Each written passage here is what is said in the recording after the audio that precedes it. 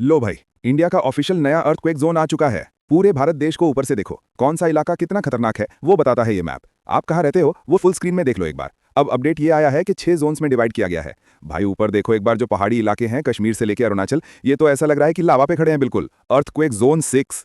मैं अपना बताऊं तो मेरा 2 घर है, इसमें से पहला घर जोन 1 में है, बिल्कुल रिस्क फ्री, लेकिन दूसरा वाला जोन 6 में ही है। भाई ठीक है, यही प्रार्थना है कि भूकंप आ जाए, हिले डुले थोड़ा सा ठीक है, द ग्रेट हिमालयन अर्थक्वेक ना आए बस, ये ना हो मेरी जिंदगी में। लाइक सब्सक्राइब जरूर करना।